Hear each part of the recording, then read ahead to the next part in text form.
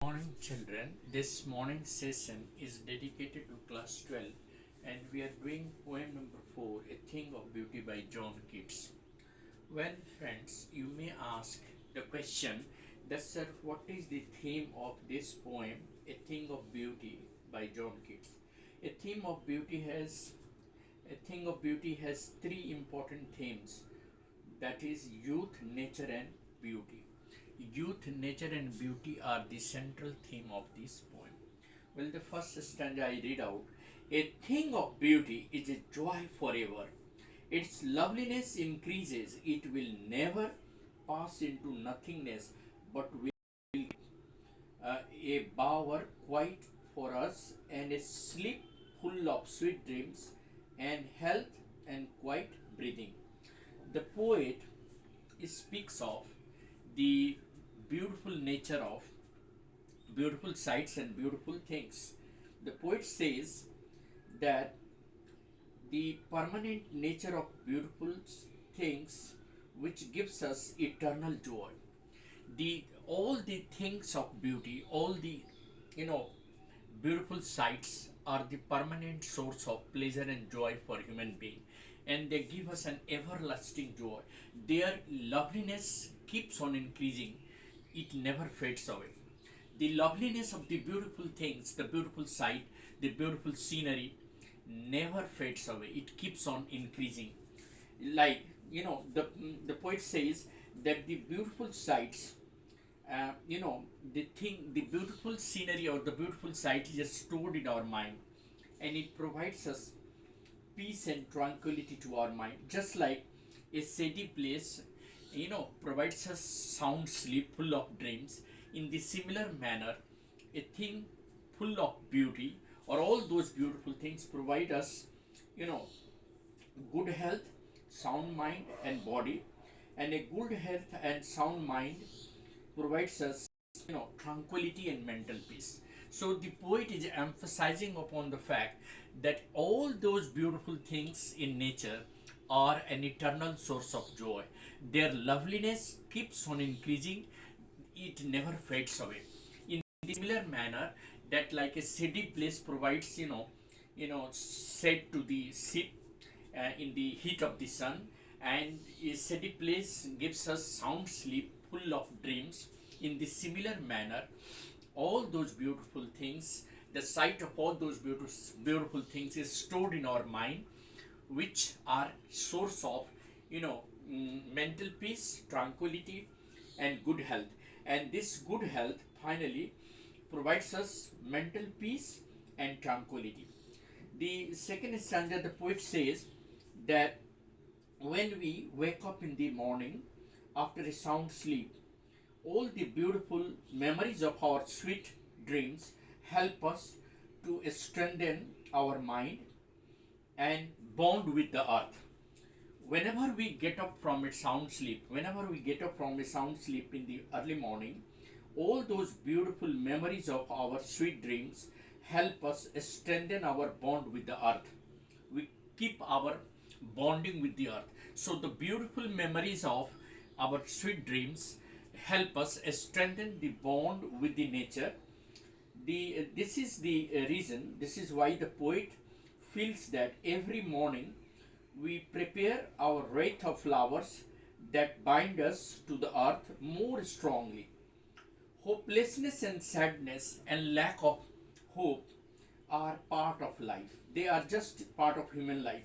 Life is full of things such as tribulations, you know, disappointment and despondence. All these disappointment and despondence that we have in our life, they harm ourselves by making us unhealthy. But all these things can be removed with the help of these beautiful sights. Some wonderful sights of nature help us to shed these despondence, these grim thoughts. They remove this gloom and give us brightness in our life, bring about hope and optimism. So, out of this despondence and disappointment, these beautiful things help us shed all the sad ideas and sad thoughts, and help us brighten our thoughts with hope and optimism. So when it is quite natural, life is full of tribulations, despondence, and disappointment. They are part of life. But whenever we see the beautiful things in the nature, or all those beautiful things which are the internal source of joy, they shed our despondence, our hopelessness, and help us retain hope and optimism in life. That is the importance of that. The third stanza, such the sun, the moon, trees old and young, spouting a shady bloom, for simple sheep, such are daffodils with the green world they lie in, the clear rills, that for themselves a cooling covert make against the hot season, the mid forests break, rich and sprinkling of fair musk rose bloom. The poet in the third stanza goes on listing about all those beautiful things, such as the sun, the moon, yeah, the young and old trees, which provides shade to the sheep. Then he goes on listing the daffodils, the greenery surrounding them, the cool and clear stream which provide the respite in the hot summer, and the bushes growing in the forest with musk roses blooming amidst them are all eternal sources of joy. So, what are the things that the poet is making a list of? The sun, the moon, the daffodils surrounding the greenery, the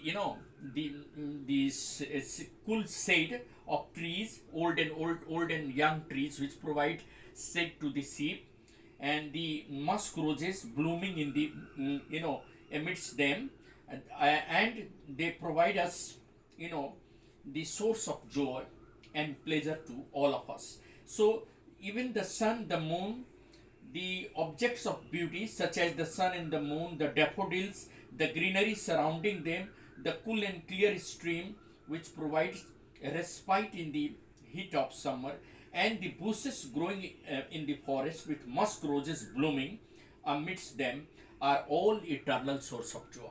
The sun and the moon are the eternal source of joy. The old and young trees which provide shade to the sheep are also the source of joy.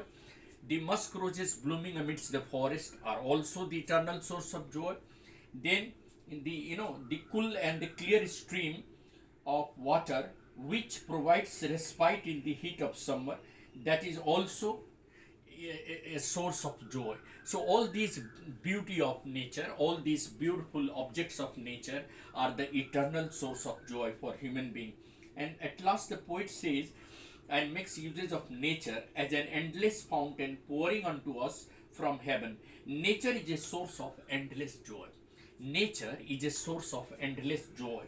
Therefore, the poet ultimately concludes by saying that the uses of image of nature provides us an endless fountain pouring unto us from heaven, and therefore we can say that all those beautiful things are the permanent source of joy for human being.